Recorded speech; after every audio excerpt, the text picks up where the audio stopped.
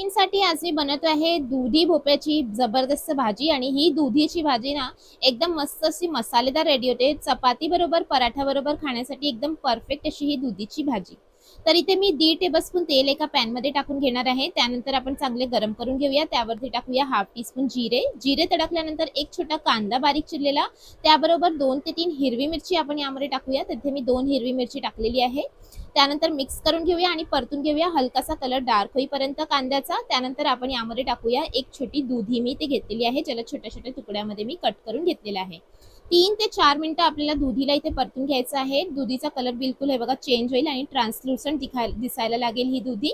तर मिक्स करून घेऊया आणि 3 ते 4 मिनिटं मी परतून घेतलेले आहे. त्यानंतर एक मोठा टोमॅटो चिरलेला, 1 टीस्पून टाकूया आलं लसणाची पेस्ट आणि परत मिक्स करून घेऊया आणि अर्धा मिनिट परतून घेऊया. याच्याने कच्चा वास आलं लसणाचा निघून जाईल. तर मिक्स करून मी परतून घेतलेला आहे. त्यानंतर टाकूया 1 टीस्पून लाल मिरची पावडर, 1 टीस्पून भरून धने पावडर, हाफ टीस्पून टाकूया हळद, हाफ टीस्पून टाकूया गरम मसाला पावडर आणि मीठ टाकूया आपण इथे चवीनुसार.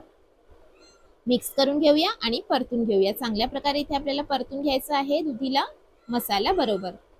दुधीमधनं थोडं थोडं जे आहे ना ते पाणी सुटते, त्याच पाण्यामध्ये इथे मी जे आहे दुधीला मस्त असं मिक्स करून घेतलेलं आहे. कारण आता दुधी अजून शिजायला हवी म्हणून इथे मी पाणी टाकणार आहे. तर अर्धा ग्लास आपण इथे टाकून घेऊया पाणी. मिक्स करून घेऊया आणि मिक्स केल्यानंतर आता आपण झाकून इथे ठेवूया कमीत कमी 8 ते 10 मिनिटं, म्हणजे मध्यम आचेवरती ठेवूया, म्हणजे दुधी आपली एकदम मस्त अशी शिजेल. तर हे बघा 10 मिनिटं इथे झालेली होती आणि मस्त दुधी आपली इथे शिजलेली आहे. तेल वरती आलेलं आहे, पाणी पूर्णपणे ड्राय झालेलं आहे. तर यावरती आता आपण कोथिंबीर थोडीशी टाकून घेऊया आणि परत मिक्स करून घेऊया आणि परतून घेऊया तेल चांगल्या प्रकारे सुटेपर्यंत. आणि हे बघा एकदम मस्त अशी आपली दुधी भोपळ्याची भाजी ही झालेली आहे रेडी. टिफिनसाठी एकदम परफेक्ट अशी ही दुधी भोपळ्याची भाजी नक्की बनवा. मसालेदार अशी चपाती बरोबर पराठा बरोबर खाण्यासाठी एकदम परफेक्ट आहे. तर चला गरमागरम टिफिन मध्ये आपण ही भाजी काढून घेऊया. नक्की तुम्हाला आवडेल अशी ही भाज्याची रेसिपी जी आहे ती मी टाकलेली आहे. अजून तुम्हाला जी भाज्याची टिफिनसाठी हवी असेल भाज्याची रेसिपी, तर ते लिंक मी दिलेलं आहे डिस्क्रिप्शन बॉक्समध्ये, ते चेक करून घ्या.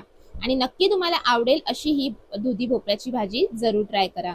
चॅनलवरती नवीन असाल तर सबस्क्राईब करा. Thanks for watching.